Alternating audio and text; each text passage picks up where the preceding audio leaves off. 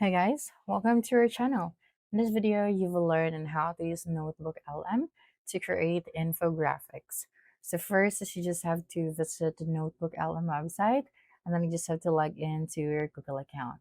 And once you're here, just tap on the create new notebook option, and then you just have to name it based on your project. So for example, I'm just going to name this one as climate change. All right, climate change research. All right. And then next is you just have to upload your source materials.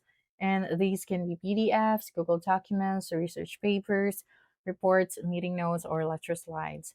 So the Notebook LM will analyze only the documents you provide, making the information accurate and relevant to your project. So once your files are uploaded, you can now start asking a Notebook LM to extract the most important information. So for example, you can ask it to summarize the five keys, right? The five key findings from this report.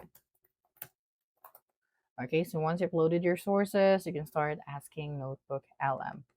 All right, so now you can also ask Notebook LM to organize information into an infographic friendly format, and you can use prompts like, okay, so you create an infographic outline from top to bottom about climate change. So yeah, let me just use this one even though we don't have sources, right? So once you have your sources, of course, it will generate your infographics. So since we did not upload, so we cannot really do that. Now, we can also ask the Notebook LM to simplify the technical language for a general audience or write the content for students, clients, or social media readers. And the Notebook LM does not design the infographic itself, but it does one of the hardest parts, extracting, organizing, and simplifying the information.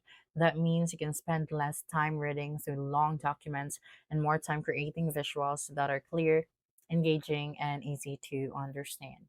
So that's it for this video. If you think this video helped you solve your concern, please subscribe, like this video, and leave your comment below. Bye.